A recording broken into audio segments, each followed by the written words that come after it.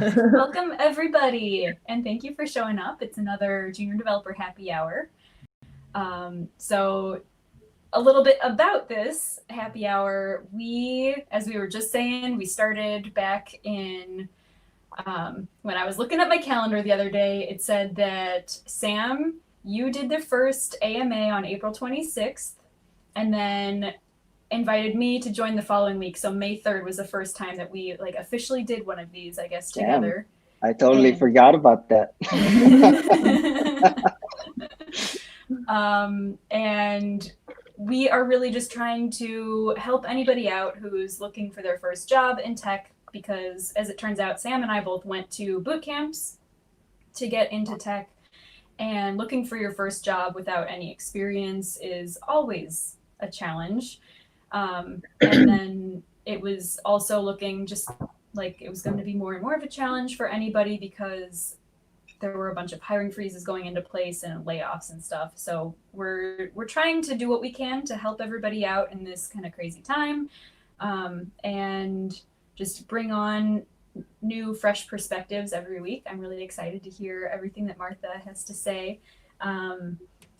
But how this will work is we have, I forgot if it was posted. Yes, the very first post up at the top is the Slido that people can post questions. This is all just AMA style. Ask us anything.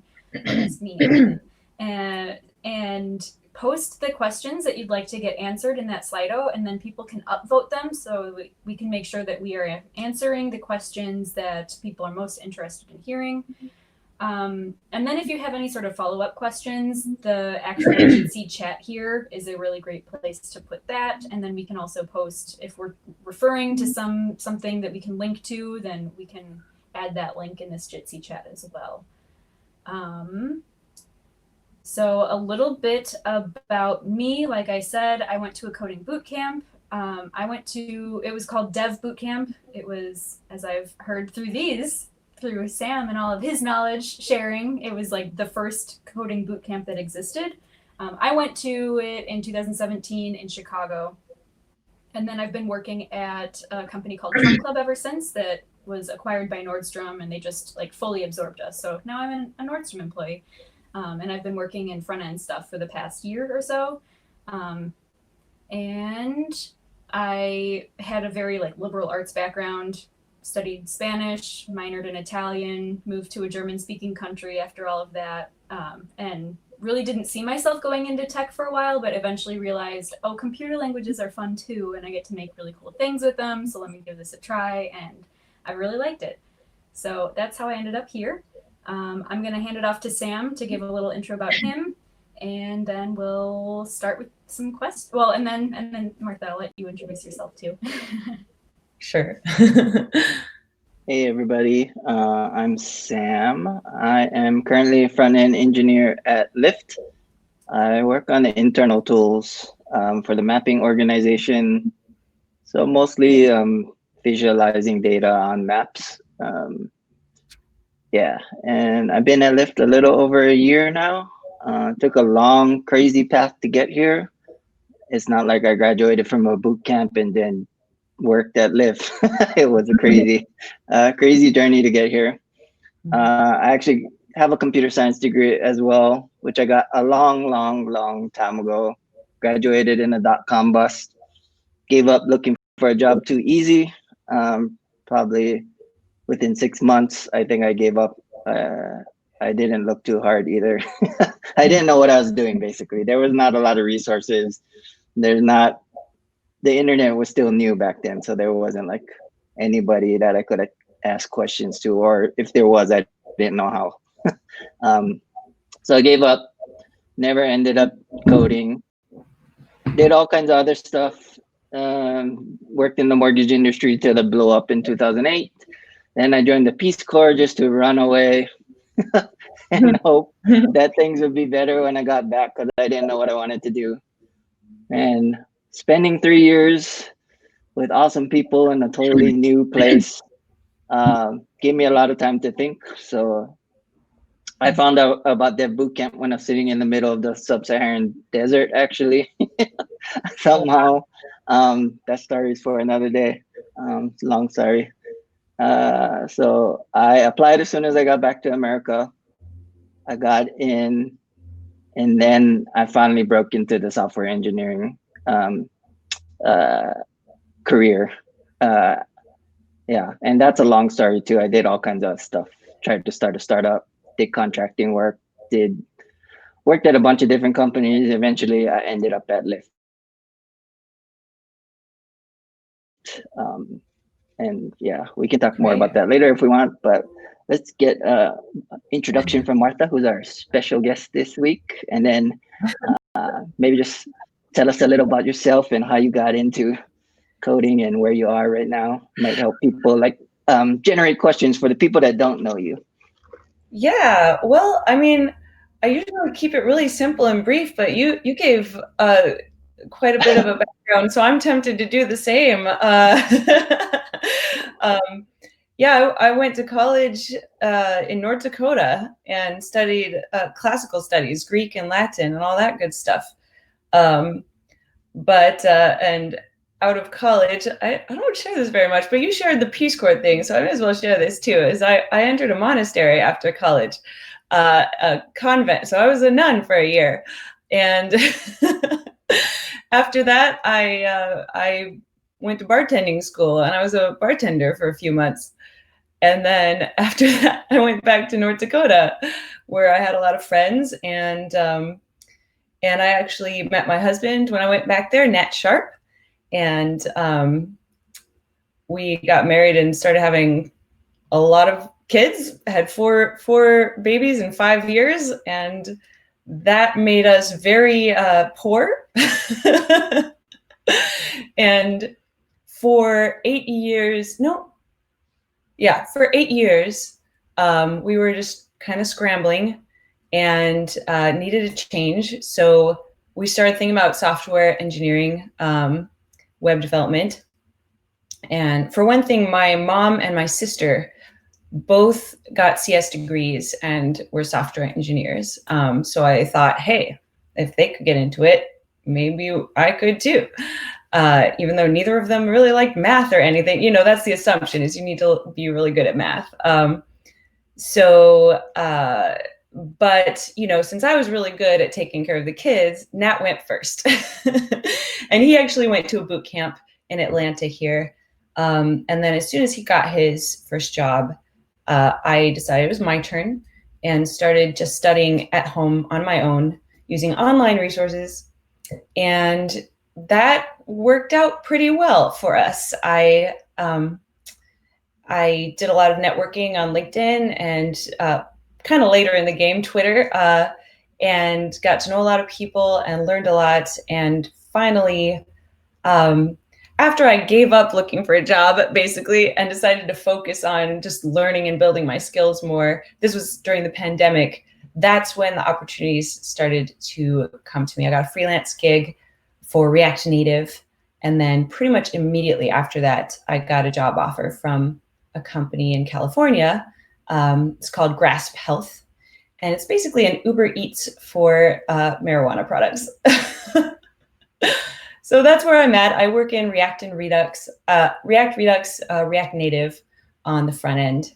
And that's what I do for my job now. So there's my background. Awesome. That was an awesome story. I think that will help people. It was like a bullet point, just like this. No. That helps people like generate questions, like hearing your whole story. And also, for people who come every week, they know I'm a big proponent. I prefer the approach. I think the job will come to you if you just learn in public and just focus on that rather than looking for a job. That's a strategy I took and it worked for me. I mean, I'm not saying it will work for everybody, but I like that strategy a lot better because to me, it seems to work better. Not only because it worked for me, I see it work for other people. And it's less stressful because like you're not like, oh, I gotta apply to this job and follow up and do all this stuff. You just like focus on just getting better every single day. Exactly. It's more fun to me. It's kind of like a game to me. Like I'm like going up through the levels. Right. And you're not I was also constantly recognizing. Oh, sorry. Go ahead. Go ahead. You can go ahead. Well, I was going to say about the learning in public, you know, that there's not as much pressure to like prove yourself, you know. So when you apply for a job and go after it, then you have to somehow prove to them that you're the right person for the job. But the problem is you don't even know if you're the right person for the job. Only they do, right? So like that's why I got my, now that I've gotten this job, I can see now why they knew that I was the right person for the job, because they had seen me build something exactly like what they wanted me to build. Like I'm building the same thing right now. So I'm like, oh, that's why they hired me, you know. But only they would know that, you know. I mean, and it's hard to put that in a job description, and then to filter through all those resumes and candidates. And yeah, anyway, it's hard on both sides. It's hard for the people looking for someone, and it's hard for the people applying. Anyway, what were you saying, Brady? Oh, yeah. I also had been thinking, even I do love the idea of learning in public, and I'm going to try to start doing more of that myself. But when you shift the focus to just building your own skills versus looking for a job, I feel like it's a huge mental, I don't even know what I want to say, but you go from this like, my purpose in life is to find a job right now, and every single day that I don't do that, I'm failing, kind of, versus my purpose in life is to just build my skills and understand a little bit more than I did yesterday, and then it's possible to constantly feel like you're winning. Right. That wasn't the approach that I took when I was looking for jobs, and I wish I had. So I think it makes a lot of sense to just stay mentally strong right now, I guess, is what it would help you do. Right. And the problem, I mean, one problem is that, you know, when you have the pressure to get a job as soon as possible, you know, it's hard to just step back and keep learning and building, because it feels like if you just keep applying, you'll increase your chances and you'll get a job faster, which is not necessarily the case. Whereas learning and building things can feel very slow, like, oh, this is going to take forever, you know? So it's that sense of urgency, like I need a job as soon as possible. And I definitely got impatient, you know? Like even though my plan from the very beginning was to learn in public and continue just learning and building things and put it out there for people to see, and let the opportunities come to me, that was my original plan. But I got impatient and I just started applying and applying. I just got so discouraged. I didn't get any closer. And that's why I decided to stop and go back to my original plan, which ended up working. So that's good. Mm-hmm. Very, very cool. Yeah. Well, I think we can start jumping into these questions. The first one is very much directed to you. Okay. What is the hardest part of the live coding you do online? The hardest part, oh man. There are lots of hard parts. I mean, the first thing that's hard is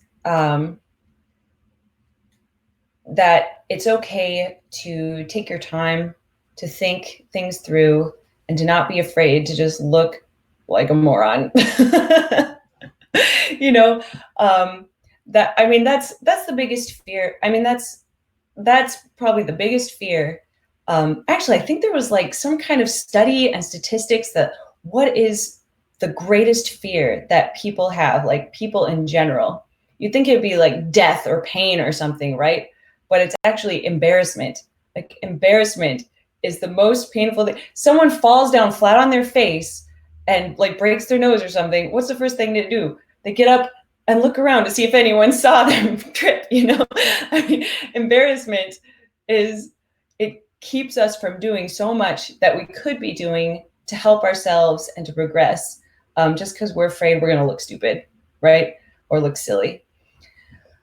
So I'd say that's the hardest part of the live coding. It's just like, I'm gonna look like I have nothing, like I know nothing. I'm gonna have to like blow my nose or something, and I'm live, so I can't like cut it out, or my kids are gonna start screaming and I can't cut that out either, you know. just looking bad. But the thing is, like, when you actually start doing those things, the feedback that you get is a lot more positive than negative. Like, I've gotten maybe 2 negative comments and like hundreds of positive ones, right? And so many people saying that it helps them so much, and thank you for doing this, and all this stuff, all this positive stuff, that encourages me to keep going, even though that fear is still there. Just like, oh, I'm gonna, why am I even doing this? You know? Yeah, so that's the hardest thing. It's just the embarrassment, just being afraid of messing up, looking like I don't have no idea what I'm doing. And like the algorithm challenges, that is my weak spot. You know, I mean, I just feel like I can hardly do any algorithms at all. You know, I mostly just look stuff up. But that's okay. It's sharing the thought process and breaking it down step by step. That's and being willing to just slow down and think it through before jumping right in is kind of the reason I was doing it in the first place. It's been a huge learning experience. It helps me learn so much and keeps me motivated. So it's been good. It's been good. Okay. So then, do you have any plans on becoming a full stack dev, or are you happy to stay in front end development for the foreseeable future? Well, I'm pretty happy here right now. I did do a full stack. I tried my hand at a full stack app. What was it, like back in January, February, something like that. And so I did an API with Node and MongoDB for a full stack app I was making, and it was really overwhelming. Like, doing both the front and the back is just, there's a reason they have people who specialize in each one. And so, like, my first opportunity to work with someone, to collaborate with someone else who is doing the back end and myself doing the front end, was with my first freelance gig, because the person who hired me was a professional back end developer.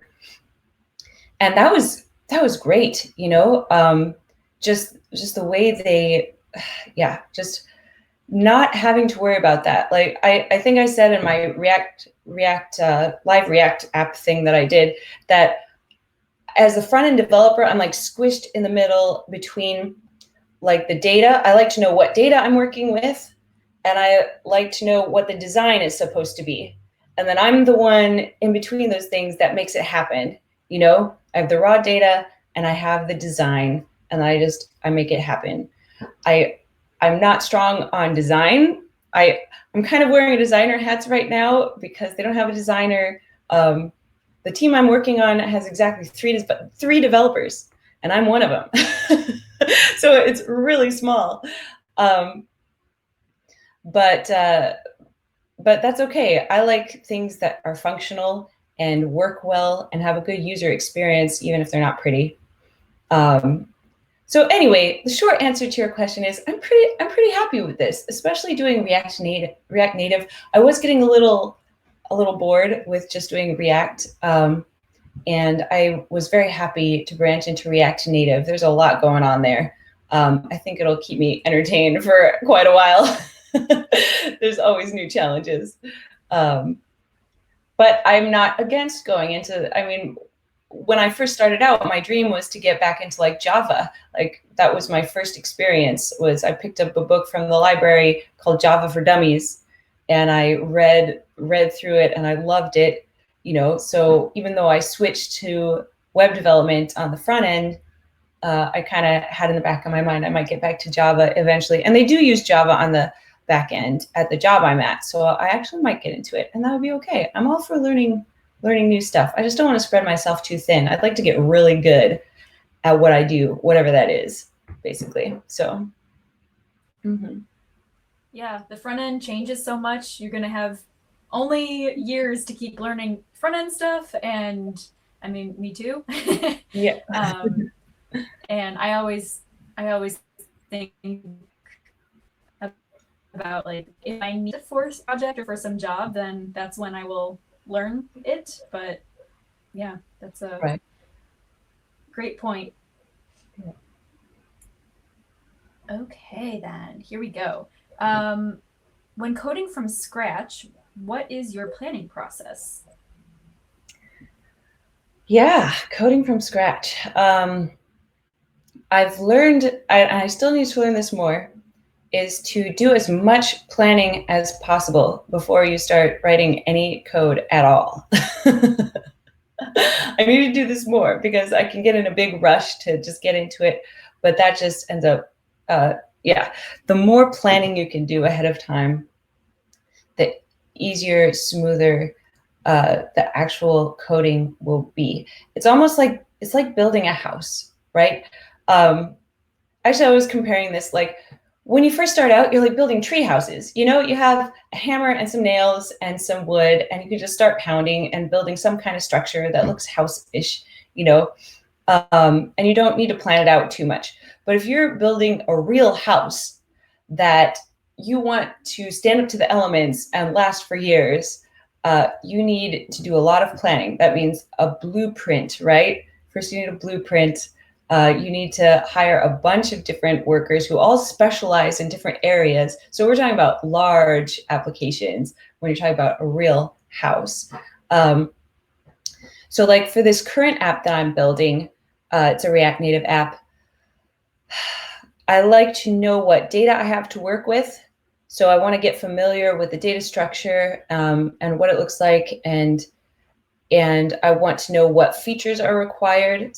So this is like the research and development portion of the project, right? The very beginning, when you're finding out the materials you have, what you have to work with, and what the end goal is. What are the features and requirements for the app? And then after I get all that information in place, I start thinking about the design. I start thinking about, okay, so if these are the features we need and this is the data we have, what can the design be, and what are the user stories, basically? So I'm a user and I want to be able to do these things with this app. And then I make mock-ups on, well, usually I just use a pen and paper, but there's things like Excalidraw, which I've used before online, to just make mock-ups of the different screens. You know, in React Native, they're called screens, but I guess in web development, you call them different pages or whatever. And yeah, I think about the architecture of the app, like usually I use Redux. I just use Redux because it simplifies. I mean, you know, people think it's very complicated, et cetera, but I've gotten used to it, and it actually simplifies the architecture for me, it seems to simplify the architecture of the app, because I really don't have to worry as much about what components are the parents of what other components. I just know that I have a global state and that any component can have access to that store if I connect it, and etc. So anyway, this is kind of a long figure, but basically I want to know the data I'm working with. I want to know the features and requirements, and then I come up with the design and the user stories. That's the basic thing. Those are the 3 steps that I do. There are probably more in there that more experienced people would throw in, but that's basic for me. Yeah. It also depends on like the project you're working on, and if you're just planning a feature or the whole project. But basically, before you start coding, you want to break it down into smaller chunks. Right. And I also use pen and paper. I got a Rocketbook now based on, I forget who suggested it a few meetups ago. So Yeah. before I used to just I used to have to shred my notebooks because just in case I wrote information that shouldn't be public in there. Right. But now I can just erase my whole whatever notes I took. But yeah, I sketch out mock-ups. I I make to-do lists, or like break down like the smaller chunks of what I need to do. But yeah. Oh, what's a Rocketbook? You said you have a Rocketbook? I can get the link. Somebody recommended it. I think that's what it's called, right? I don't know. My memory is terrible. A smart notebook. Yeah, I got the link here. Yeah, it's this crazy notebook that you can get. You can add different symbols, and then it'll help you tag stuff. If you take a picture of it, it'll upload it onto your onto a I don't phone. do that though. Oh, okay. I'm like a live in the present kind of person, even with my notes. I just erase it after I'm done. I'm like, if I ever need this again, I'll just figure out how to do it again. But the crazy part is when you are done and you want to erase it, like if you are ready to erase all of the pages of your notebook, you can put it in the microwave and it erases it. Not mine.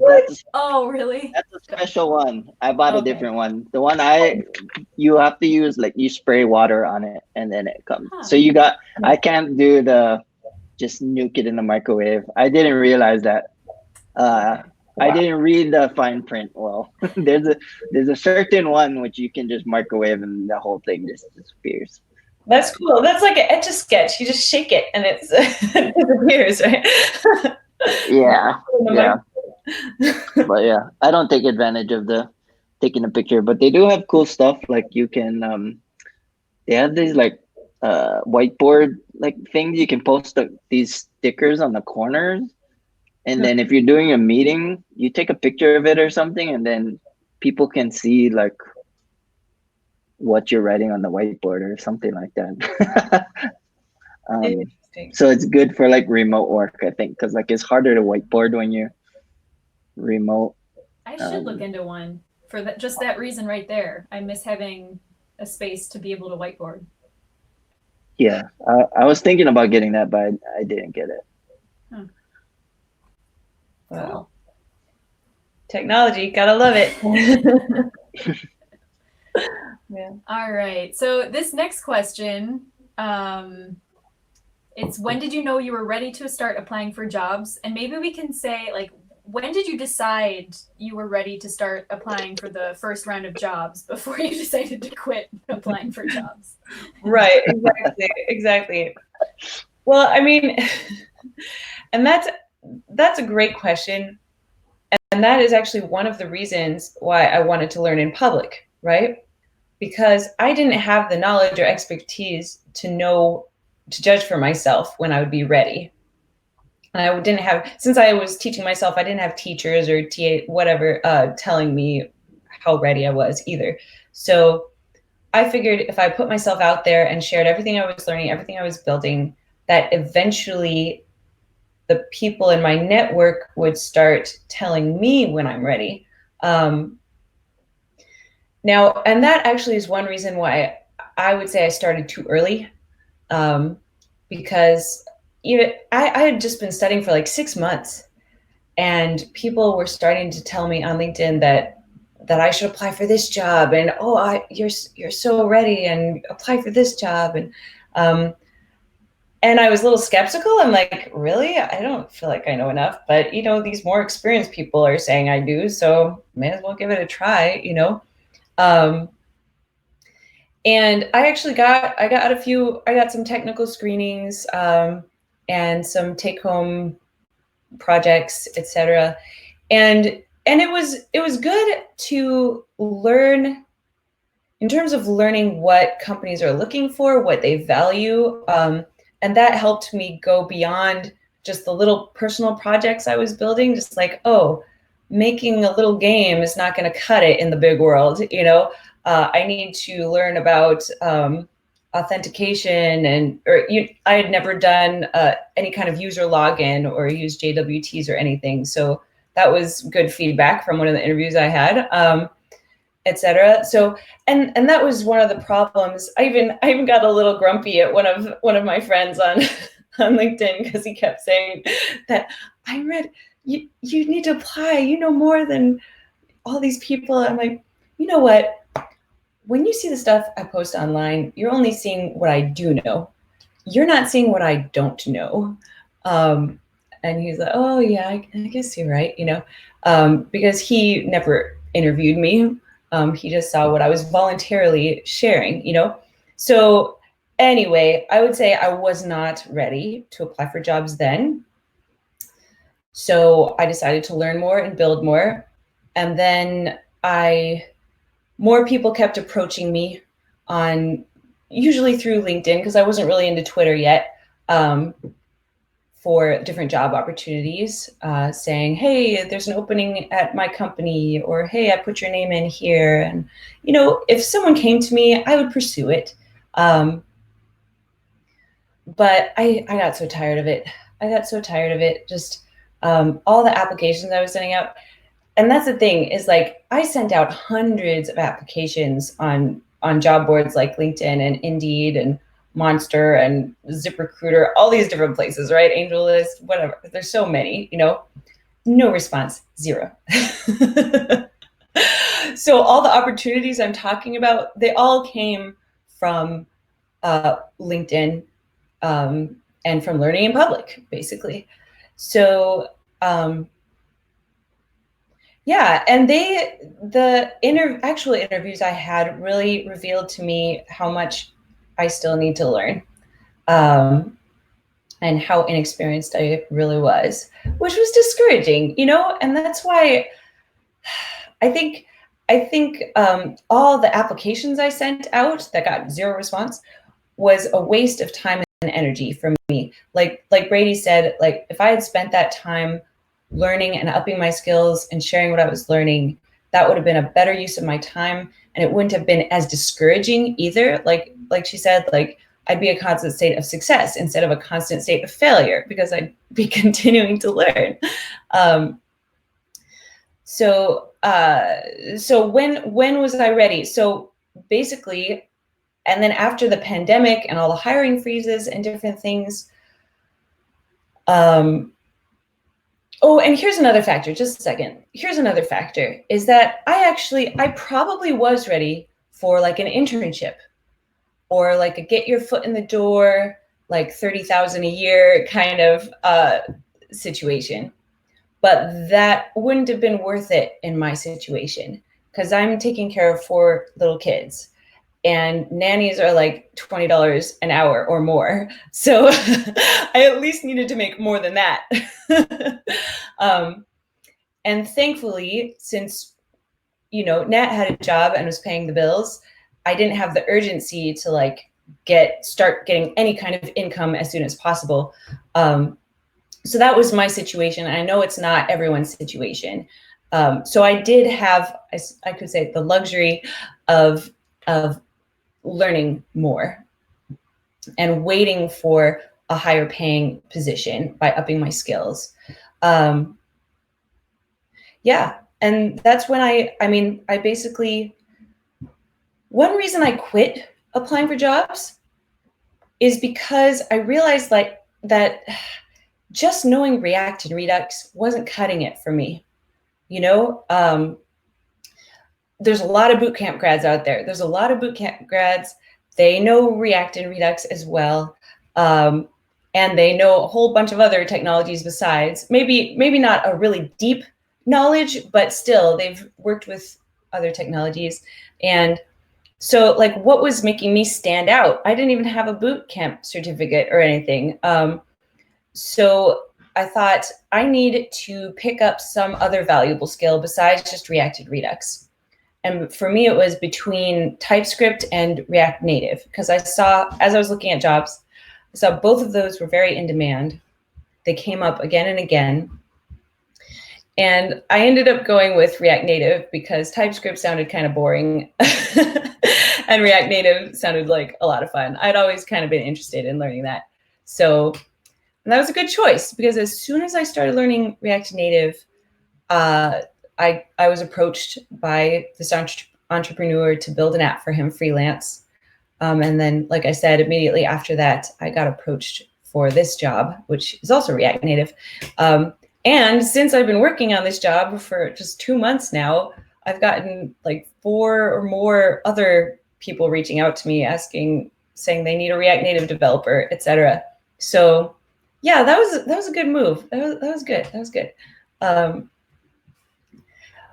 But like during the pandemic, something I found out during the pandemic, so companies, there's different kinds of companies, right? Some companies are doing well, some are doing poorly. And some, like startups specifically, it depends on where they are in their round of funding. So, so like this one, for example, I think this one did, but another one I talked to had just gotten a new round of funding, right? So they were good for a year. So it really kind of depends on that. And they usually are, yeah, startups are good. I like startups. This is fun. It's nice. We don't even have regular meetings. We just kind of chat on our WhatsApp if we have questions, and we just do our own thing. And I mean, it's very laid back. Anyway, what was the question? Oh yeah, when did I know I was ready? Yeah, so basically, I started applying when I really wasn't ready, just because people were telling me I was, and then finally, a company approached me to tell me I was ready, instead of just some friends who thought I was doing great or whatever, you know. So anyway, it's hard to tell. That was all awesome information. Thank you. I just keep going. Oh man. I enjoyed it all. Yeah, my first full-time gig was at a small startup too. I was the first engineer. It's fun. I started in the co-founder's living room. Great. One of the co-founders, she knew how to code though. She built the prototype, so I didn't build it from scratch. I had a foundation. But yeah, it's more fun. You don't have to do performance reviews. That's my least favorite thing about working at a company, a bigger company. You have to do performance reviews like twice a year, and like all work just stops. People have to just work on writing these video reviews for like days. Oh, man. It's not as fun as coding. Oh man. And it's kind of stressful too. Right. Right. Yeah. As much as possible, I like feeling like I'm working with real people, as opposed to, you know, regulations and all the bureaucracy and politics that goes into large companies, you know. So yeah, it's nice. It's nice. It is great. I would say that Trunk Club was like a mid-sized startup. They already had been acquired by Nordstrom by the time that I joined. And now that we're like fully being folded into Nordstrom, it's funny that we still have our like our startup feel, and we're just like our own little bubble. And then Yeah, it's funny. And yeah, with the 6 months of experience, you probably were ready for some apprenticeship program or something like that. I feel like I would not have been ready for an SE1, like a software engineer position, but I did get hired on into an entry level, even though I was like, I don't feel ready for this. Yep. I don't know enough. Yeah, you never know enough. You never know enough. Always gonna keep learning. Alrighty. So this one's interesting. Do you think that being in the weed industry will ever hamper your career endeavors later on in life?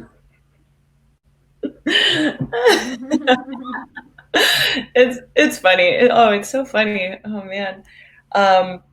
Well, here's one thing, is that the weed industry is doing very well right now during the pandemic. And it's probably just gonna keep doing better and better and becoming more and more respectable. So it's probably it's probably okay. And I mean, actually, it's kind of, I mean, I never thought about it too much before, but you know, working for this company, looking at their website and different things, they market it very much as for medical, like cannabis products, you know. And I never really looked into all the different benefits and things that it's used for, but looks like it's got potential for a lot of good for a lot of people. So I don't know. I don't know. I just know that my family and friends are probably squirming a little bit, thinking like, what in the world is going on here? I think it's going to become more mainstream though. It's already super normal in the Bay Area. Like you just go on the app and they just deliver it to you and you just drink weed tea and stuff like that. it's like it's already normalized, probably in Colorado too, where I am right now. So I think eventually it's just gonna be normal, just like drinking a beer. Yeah, I see it all moving that way too. Yeah, and then in terms of like my future career prospects and such, it's kind of, I mean, you know, so someone's gonna want a very skilled React Native developer, whatever the someone who can work independently and get stuff done and can communicate and is fun to work with and all this stuff. If they're going to turn me down because I worked for a cannabis delivery company, then it's their loss. It's like, okay, if you say so. Yep, totally. Yep. All right. So can you tell us more about the day-to-day of your job? Are you coding more on your own or pair programming with your team? Yeah, I still feel like I'm working freelance, actually. Just basically, I single-handedly am creating, well, no, not the front end. I'm creating a React Native app, which is basically like an Uber Eats for marijuana delivery, basically. And yeah, I'm the only one working on it, just me.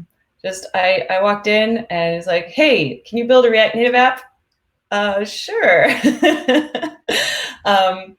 And there was no like onboarding process, and there's no regular meetings, like I said. And it was like, basically, he gives me the requirements. And I'm like, oh, okay, well, here I go. And I just come up with the art. And they have a web app that they use a custom Redux middleware that they built. And that's been the hardest part of this whole thing, is just understanding how that Redux middleware works with the API. Yeah, so that's been the most complicated part. But so I have done some pair programming with one of the other developers, just for him to walk me through like how it's working, because there's no documentation on it. See, that's the thing, is like anything that has to do with React Native or different things like that, I can look up in the docs and figure it out through Stack Overflow or wherever. But with this custom Redux middleware, I do need to pair program if I have questions or just walk me through it. So but that's basically the only times that I'm working with anyone else. I've had 2 demos. Yesterday I had the second demo since I've been working. It's basically the second meeting I've had since I started working 2 months ago. And it's a little bit nerve-wracking, actually, like not having regular meetings, because I don't know if I'm going fast enough. I don't know if what I'm making is what they're expecting, but they're very laid back, which I appreciate. I'm probably more uptight than anyone. So you don't do stand-ups at all? Not even like a couple times a week, or? No. Wow. No. I think this is very laid back. It's very laid back. Yeah. Well, like I said, it's the CTO who is one of the original founders. There are like 5 original founders, and he basically like built a prototype, got it up and running. And then there's another developer who they took on. He actually went to school for UX design, or for UX. He was not even a developer when they hired him. And he's been learning front end, he's been learning Java for the back end, he's been learning all sorts of things. And he must be really smart, because he's doing really well. And yeah, I'm number 3, developer number 3, and I'm tackling the React Native app. So it's a little nerve-wracking. Every now and then, like we use WhatsApp, which is kind of like Slack, like a little chat thing. And every now and then he like says, how's everyone doing? And we just say like, well, doing good, still working on the app, and that's it. Yeah, so it's good. Which actually, it's kind of been a little disappointing to me, because that was one thing I was looking forward to when I started working, was actually like getting to know my team and having like, you know, having meetings, and like my husband has like a happy hour with his teammates every now and then. I'm like, oh, that sounds like so much fun. So it was a little disappointing, but at the same time, it's nice having the space and the freedom to work without someone looking over my shoulder and etc. And that's one of the reasons that they hired me, is because they were looking for someone who could work independently, and that's basically what I've been doing since the very beginning. So there you go. And I get to have a happy hour now. Yay! Woohoo. Do you think you'll ever, I see his follow-up question of like, how do you know if you're working at an acceptable pace? Do you think you'll get to a point where you like talk to a manager and try to check in on any of that? Or do you feel like... Right, which I actually did yesterday at the demo. Like after I did my demo, and you know, I try to pick up just through nonverbal ways, like his reaction and different things. But I actually did ask straight out, like, how's the pace? You know, like as soon as possible is not very descriptive. Yeah, of course you want it as soon as possible. What does that mean? Does that mean a few days or a few weeks or a few months? Like, what are we talking about? And he, yeah, so I actually asked him directly. And that's the thing, is that I need to get more used to just coming right out and asking, you know, instead of just living in fear and guessing, wondering. So yeah, I asked him, and he said, yeah, you're doing good. It's like, I know you're still learning, so this is probably pretty good. So anyway, no objections. Yeah, I did have to spend, I mean, there's a few things slowing me down, like the middleware, for example, is one thing. And also TypeScript. I did end up basically giving myself a crash course on TypeScript when I first first started, just that first week. Learned TypeScript in a week. No, I didn't learn TypeScript in a week, but I got the basics down. Yeah, so I'm still learning, and now I'm learning Redux forms. I have to figure out how that's implemented and different things, but he knows that I'm learning, so he's just fine with that. So great. And that's exactly what I wanted. Just as long as I'm in a company they're okay that I need to keep learning while I'm working. Perfect. I recommend execute program for TypeScript. I had to learn TypeScript when I started at Lyft as well. And that's what I use. I also got a free book. San Francisco has awesome meetups, and they have a TypeScript meetup, and the guy who hosts the meetup wrote a O'Reilly book, and I went, and he gave everybody a copy of the book at the meetup. Wow, great. So I use that book and execute program, and then just learning from pull requests, just people. I had a teammate who already knew TypeScript, so it helps from the PRs. You can just learn from your teammates, just commenting like, you should do it like this instead, or whatever. If you don't use enums, that's my favorite thing in TypeScript. That's my recommendation. I haven't used it yet. Yeah, I love enums, TypeScript enums. Well, the funny thing is, looking at the code base, is you can tell when different developers wrote different parts of the code. Yeah, that's normal. Just like, okay, this was clearly a much more experienced developer who wrote this component. This component looks a little bit slapped together. Like when they're using any all the time, they're trying to do TypeScript, but they're just giving everything type any. It's like, that defeats the purpose of TypeScript. That makes it worse. But yeah, all developers too, they kind of have their own style. Like people try to follow best practices and stuff, but like you can kind of tell after you worked with people for a while, they have their specific style, even though your team has like a style guide or whatever that conventions they try to follow. You can still kind of tell yeah, which developer like wrote that piece of code a lot of the time. Yeah. All right, let's see. We've got, oh, this next one. How do you balance life with kids and coding? Yeah, it's, Nat and I are probably a little unique in this whole situation of quarantine. Um, a lot of people are having a lot of trouble working from home and not having their kids in school. For us, it's it's been great. Oh, well, okay, so for one thing, I was already at home. I was already at home all day with the kids. I was homeschooling them. They're ages 3 through 7 right now.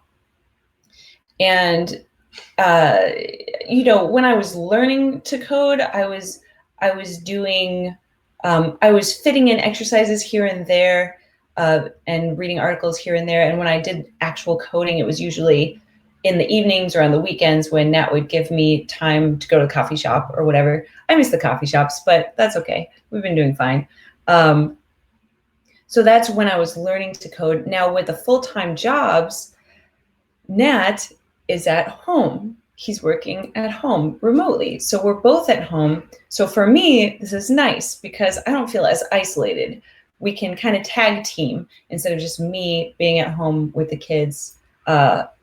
So that's been nice that we've been able to give each other breaks and tag team, give each other time to work.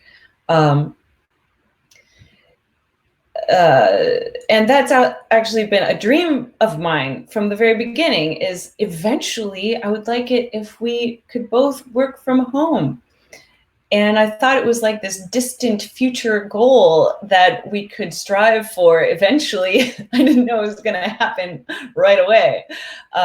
But it's taken adjustment, definitely. Like the first 6 weeks that he was working from home, I actually lived with my parents with the kids, so he could adjust and get into, he was a little overwhelmed at first being with the kids all day.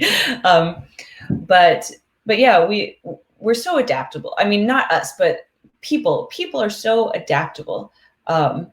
If you have limitations, if you're in a hard situation, it really will surprise you how much, like a little creative thinking, a little juggling around, trying new things, how much you can actually pull off that you didn't realize was even possible, right? I will say that one thing that's helped us a lot is our style of homeschooling. There's so many different styles of education, different philosophies of education, etc.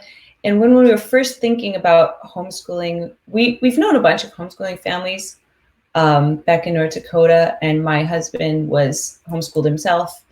But we had to decide what would work for us. What would work for our family with our personalities, our kids' personalities, all this stuff. And we came across the idea of unschooling, and it was crazy. It was like nothing we'd ever imagined was possible. And so we decided to try that out and see how it goes. And it's basically, we don't have a curriculum, and we don't have like a class schedule or school work to do. It's basically learning through life, learning through what you're interested in and want to pursue, because that is, when you learn what you're interested in, you're actually going to learn it, for one thing, as opposed to being forced to learn something. And that's how I've treated myself too. When I've been learning web development or programming, I learned React Native because I was interested in it. I wasn't as interested in TypeScript. Like I tried reading some articles and it just wasn't sticking at all, because I'm like, what can I even do with this? Why do I even care? I can see rationally why it could be very helpful, but it doesn't inspire my imagination. Whereas React Native sounds like a blast. So I learned it very well and very fast because I was so interested in it. And it's the same, we see the same thing with basically kids and adults we learn the same, except that kids are smaller. Anyway, I don't want to get into it too much, but I'm just saying that that kind of homeschooling has helped us a lot, because we don't have lessons plans that we have to get finished. You know, we are doing experiments all day, or watching YouTube videos of how to do things, or about animals or nature or whatever, or doing crafts and all this stuff. And like I said, Nat and I take turns. So like I'm with the kids in the morning, and that works out really well because I do my job in California time. So their workday doesn't start till noon anyway, etc. So yeah, all I'm saying is that if you think outside the box a little bit, especially in a situation like this where everyone's outside the box, like the whole world's outside the box right now. So thinking outside the box, thinking creatively, like what do you assume you have to be doing that you don't necessarily have to do? Or if there's a certain way you think you need to do something that isn't necessarily set in stone, and you can actually try something else. Yeah, so those are some things that help us. That's a great suggestion, to try to think outside the box, reevaluate, make sure that you're understanding why you think you need to do everything that you think you need to do. Yeah. Right. Yeah. Peace Corps is good for that too. What is? Doing the Peace Corps. You don't have anything, that's why. So you have to think outside of the box for everything. It totally changes the way you think. And I think it makes you a much stronger person. Like all the people who've done Peace Corps are like that I know are super awesome. The CEO of Netflix is or is he still the CEO? Reed Hastings, the founder of Netflix. He's a Peace Corps volunteer, returned Peace Corps volunteer as well. Great. I think he came up with the Netflix idea while he was a volunteer, something like that. Awesome. Yeah, it's amazing how an experience like that can expand your imagination too. Just like what else is possible? Yeah. Instead of just what everyone else is doing. Or I think it helped me succeed when I tried to break into the industry the second time. Because when I came back from the Peace Corps, I was like, I can do anything. I survived 3 years in the middle of nowhere. Yeah. Awesome. All right. Next question here is, I think it would take guts to debug errors live sometimes when they're particularly difficult. How do you handle that? Oh my goodness. Yeah, yep. I end the live stream. No. Actually, I usually do end on a bug. I usually get really tired. That's when I can't really, I get to a point where my mind doesn't even work anymore. And it's really important to recognize when that happens too, even if you're not live streaming. Just anytime my brain has a cutoff point where if I keep sitting here, I'm just going to get more confused and more tired, and I'm not going to get anywhere. So I need to go take a walk or a nap, or just get a snack, or just walk away for a minute. So it's really important to recognize those moments. And when it happens on my live stream, basically that's the end of the live stream. But when that doesn't happen and it's just a regular bug and my brain is still working, it's really hard, first of all, to admit that I don't know what's happening. I'd love to be one of those fancy people on these very polished tutorials who come up against a bug and they know exactly how to fix it right away. Sounds great. But usually I just go through my normal, I kind of have to take a deep breath and just go through my normal process of debugging, which is, first of all, admitting that I don't know what's happening, which is probably the hardest step. It's so tempting to just pretend that I know what I'm doing. And then start doing some research right there. And it is kind of exposing because you get to see me searching on Google or looking things up on MDN or, you know, just what's going on here, going to the docs and saying, okay, let me read about this a little bit. And it's nerve-wracking to do it live in front of people, but I just kind of have to believe that it's probably helpful for somebody like me who's watching. I just have to believe that it's helpful for somebody. And if it's not, then too bad. They don't have to watch. I can just figure this out. Do the people watching ever help you debug? You know, that has happened a couple times, except I wasn't really sure what they were talking about. So it didn't really, it didn't really help. I'm like, wait, what are you saying? What? So, and then, yeah, actually, yeah. Yeah, I think the funniest bug I got was, Yeah. yeah. The Ando one? Yeah, the Ando one. That was hilarious. I'm just like, what? And that was one of those situations where actually Nat was watching that live stream. He doesn't usually, but he was there and he was trying to help me debug. He's very good at debugging, but I didn't know what he was talking about. So he had to explain it to me after the live stream, like, you had this and this and this. I'm like, oh, that's what you were trying to say. Okay. But yeah, that was really fun. You know what? That helps a lot. It's just laughing. You know, being able to laugh at yourself, so you can either get more and more stressed out and just start. I mean, stress will make you shut down even more. You know, it'll shut down your brain. It'll shut down everything. So if you could just laugh about something and just realize, like, wow, I have no idea what's happening. Let's see if we can figure it out. You know. That will help a lot. I guess I think some people like swear at their computers and get really mad and want to smash it. I've never had that temptation. I usually like say encouraging words to my computer, like, come on, we can do this. Yes. Okay. All right. What do you need from me? What do you need? You know, a computer is like a toddler, you know. I tend to get frustrated with my computer, and then I'll put in a million different like console.logs, and I'll figure out that I was making some assumption that wasn't true. I'm like, okay, computer, you were right again. That's always how it ends. The computer always just does exactly what you tell it to do. That's the humiliating thing, is like, it's never the computer's fault.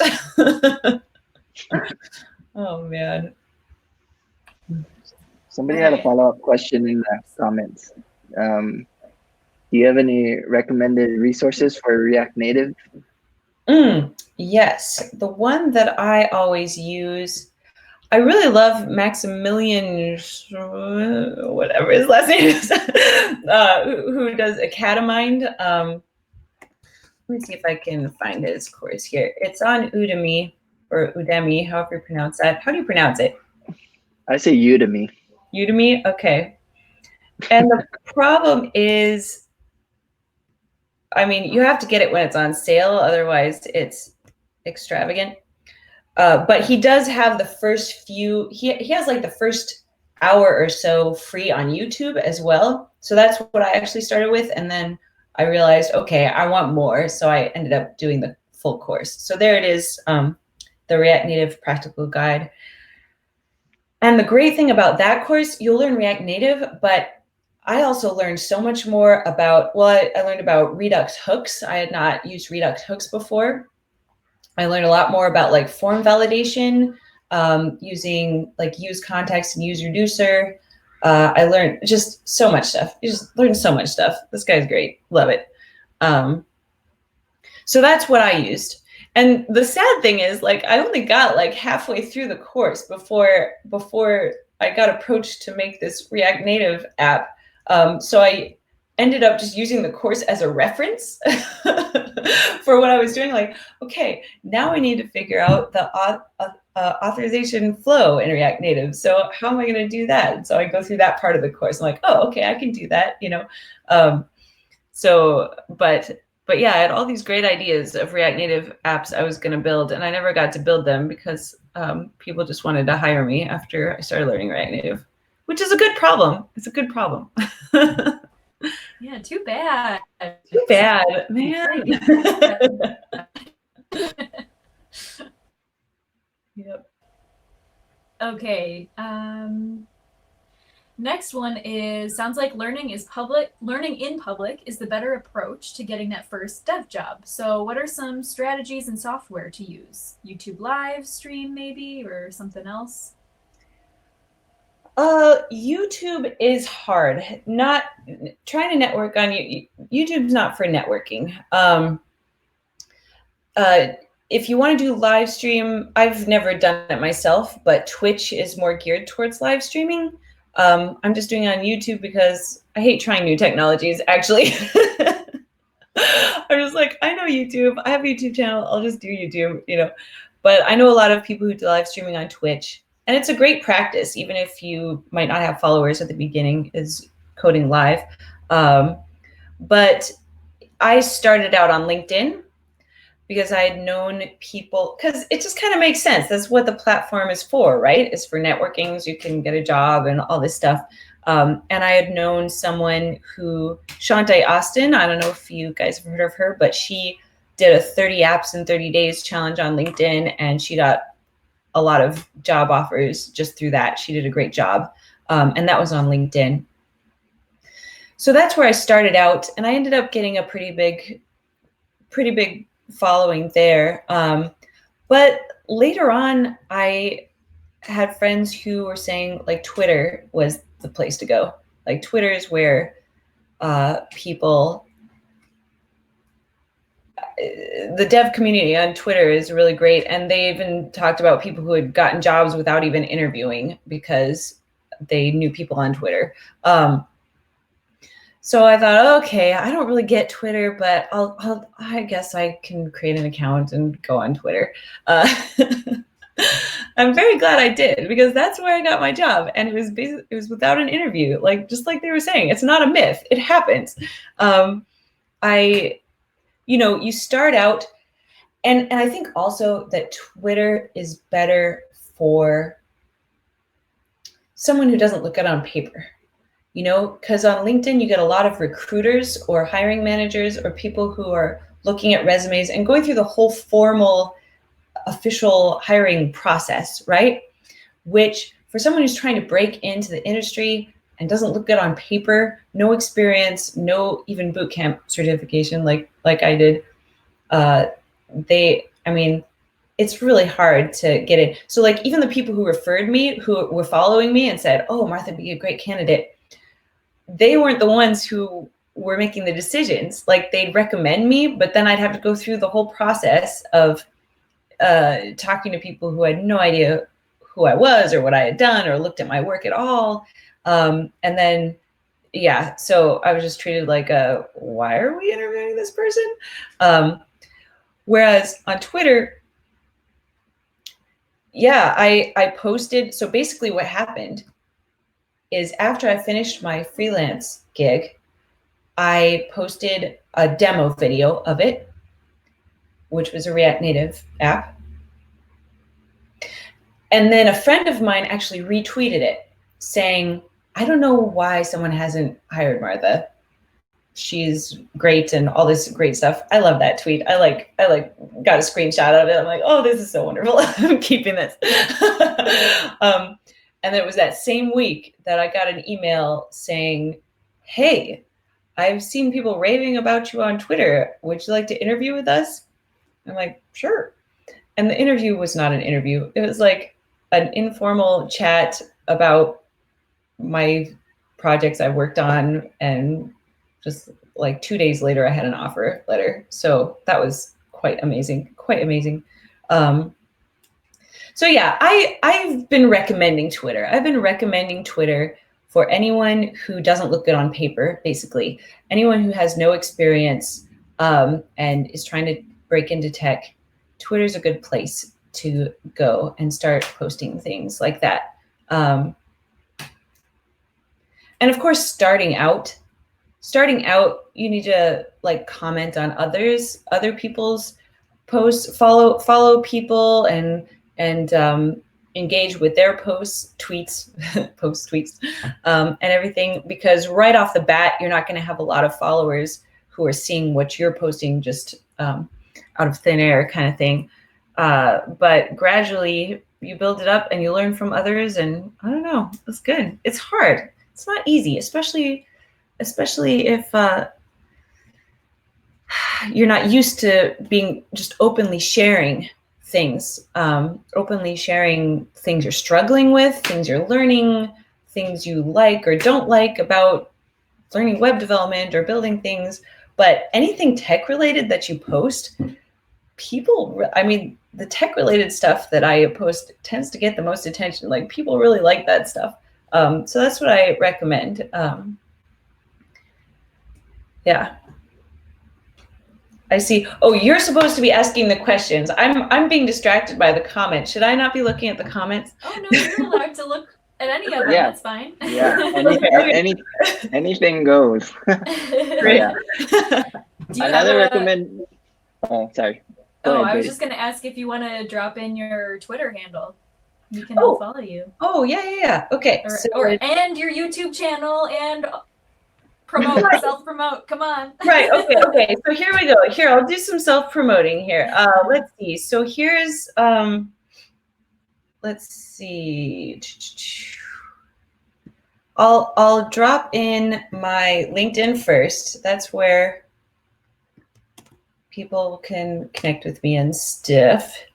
On Twitter, I am Sharpe Martha, because Martha Sharpe was already taken. Too bad. I think I already did drop in my YouTube channel, but I'll go ahead and do that again. My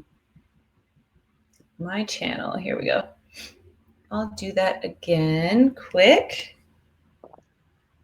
And what else do I need to drop in there? I wrote a book. Did you guys know that? No, did not. Drop the book link. I wrote an ebook called Teach Yourself to Code. Awesome. Which is basically, here's the URL. It's on Gumroad. Basically, after I got my first job, I had a bunch of people approaching me, messaging me saying, I want to learn how to code. How do I even start? Where do I even start? And so I was answering all these messages, and I thought, you know what? If I'm going to keep getting this question, I better write I could just write a book, just all my knowledge, all my experience in one place. And then I can say, here, this is everything I've got to give in terms of advice and stuff. Much more scalable that way. Right. And you make money too. That's right. That's perks. But yeah, I kind of formatted it like almost like a course or a curriculum. I include a bunch of resources and like learning tasks that you can complete, and making a LinkedIn and Twitter, getting connected on LinkedIn and Twitter is part of the tasks at one of your assignments or whatever. And it's a lot of the same resources that I used, but better, because it's like what I would have done if I could go back in time and do it again. So yeah, if you want to teach yourself to code, basically, it's possible. I'm not the only one who's done it. There's plenty of self-taught developers out there, and in the end, everyone is self-taught. So our guest next week will also be a self-taught developer. Yeah, I feel like knowing how I felt when I graduated, that I didn't know enough to get a job, and I hear it from a lot of people, and knowing that people are able to get jobs who have never been through any sort of program, it helped me recognize that, okay, even if no job decides that I am ready to be hired right now, I can continue learning my skills. And right. Yeah, you definitely know exactly what it takes to be teaching yourself these skills. Right. And I see like boot camps are a great way to get a jump start. You know, it's just like, it can be really slow getting into it and staying motivated and all this stuff. It can be really slow and hard to just stick with it, and discouragement kicks in early on, especially. So I see that as a huge advantage to going to a boot camp, is having that curriculum and the teachers and the other students. And I suppose it's different now because it's virtual, but even just the commitment to do it can be a big help. It's also expensive, which is why I didn't do it. But but yeah, but if you can see the boot camp you went through as a jump start, and just the beginning, it's just the beginning of your journey, that could help. But just being in the mentality from that, your journey, it's going to be a continuing journey. Like no matter what, you're going to have to continue learning and building and going. It's like taking the training wheels off after you graduate, I guess, because you don't have the teachers and TAs and curriculum to help you through. Yeah, that's good. Yeah, totally. It's just a jump start. And it's also great to build your network. You have a lifetime network with your bootcamp. Like even the Dev Bootcamp network now, Dev Bootcamp doesn't exist anymore, but the network is extremely powerful because all the people that went to Dev Bootcamp, you have an automatic connection with each other. You know kind of what you went through. Yeah. So now, now that network is like extremely valuable. I think I exist without that network. Yeah, this meetup wouldn't exist if Dev Bootcamp never existed, probably.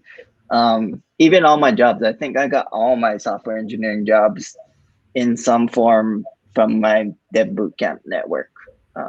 I've never applied for any of my software engineering jobs, and somehow they all came about in some way through Dev Bootcamp. Was the common thing in all of them.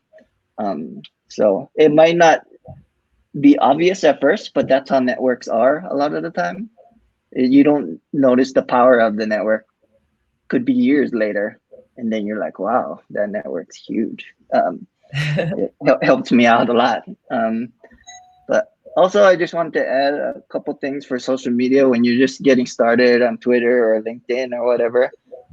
Try not to get discouraged if you don't get any people interacting with your posts. Just keep learning in public. Like if you just be consistent, eventually people are gonna see it and start interacting with it. And you just learning too. Just post whatever. Don't think about it. I think people when they're getting started and trying to learn in public, they overthink it way too much. They're like, what should I post? Just post anything you're doing. Anything, any questions you have, anything you're stuck on, just post it. And somebody posted in the comments on what platforms, definitely both LinkedIn and Twitter. You can kind of find out which one you like more. If you don't want to like consistently just post in both, like people gravitate to different ones. It depends what you like. Twitter is more fun, but you gotta have a thicker skin because people can be really mean on Twitter. So make sure you know how to use the block and mute buttons, and don't be afraid to use them.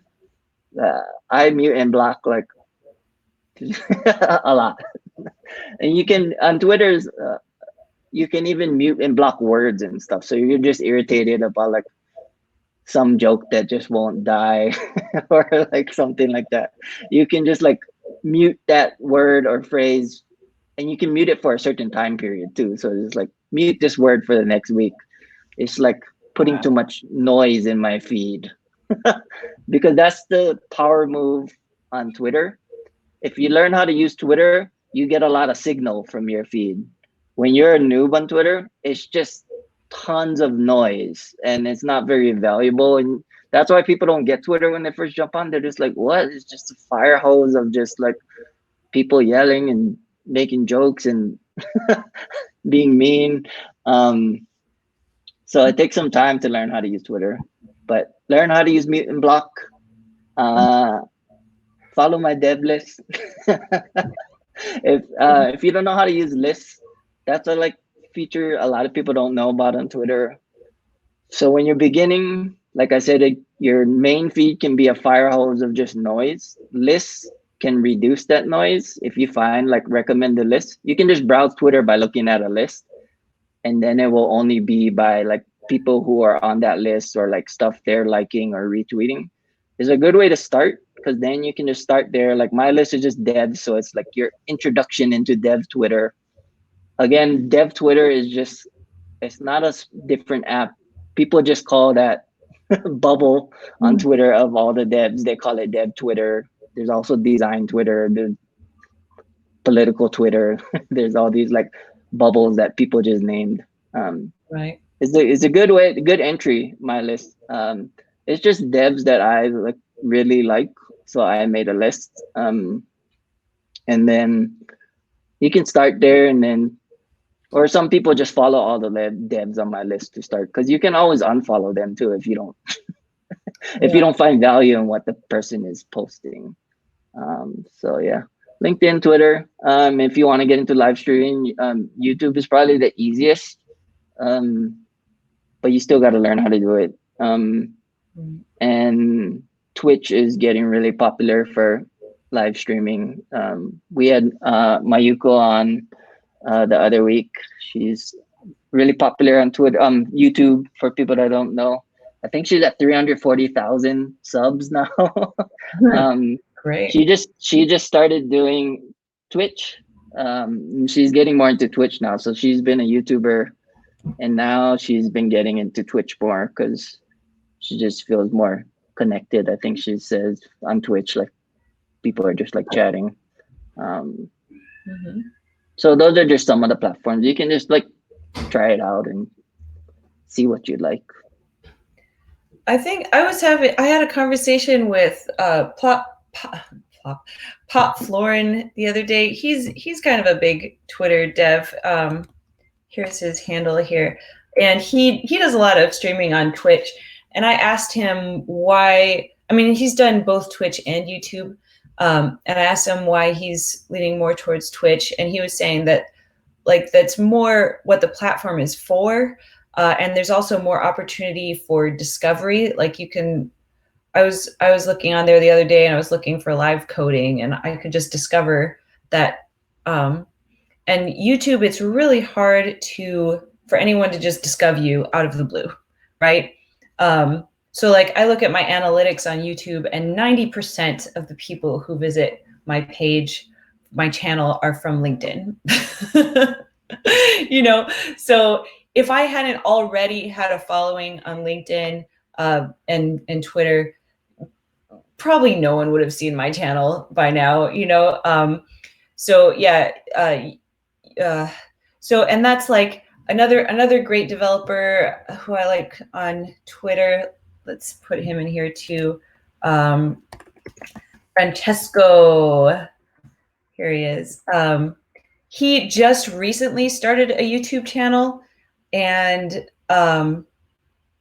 he already has like 500 followers. And the reason is because he has over 23,000 followers on Twitter, right?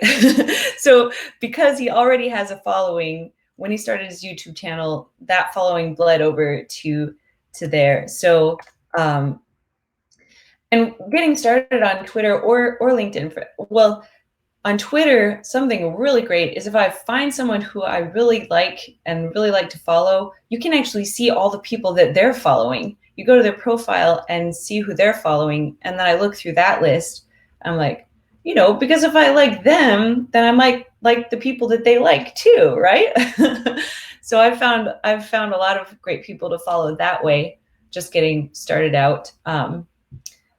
Getting started is always the hardest part. And just remember that fear of being embarrassed, that fear of looking foolish can hold you back from so much.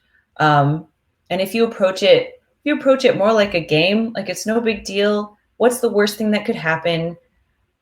Probably the worst thing that could happen is like no one even sees it, or someone might see it and not even care, or not even, But if you just try things out and see what, there's two factors. There's what you're interested in, and there's what other people are interested in. And if you can find where those two things intersect, then you're doing good. What I'm interested in and what the other people are interested in. Because if you only go for the things, if you only do what you're interested in, then you'll just be talking to thin air, right? And if you only try to do what you think other people want you to do, then you'll probably burn out if you're not actually interested in it yourself. So you really do need both. That's my advice. I don't know. Excellent life tips. I know you had mentioned that you, from what I remember, this was about the cutoff time where you were maybe going to need to get going. Is that still the case? We could. Yeah, I mean, you mentioned like usually afterwards it's more informal or something, or like you have a period afterwards. So that'd be fine to go into now. Okay, and yeah.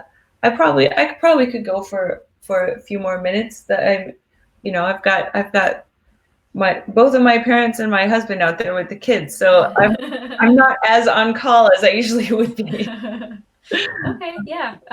Yeah, to do that, we typically will stop recording, and then people are welcome to come off mute and turn on their video and introduce themselves, and we can have a little informal conversation.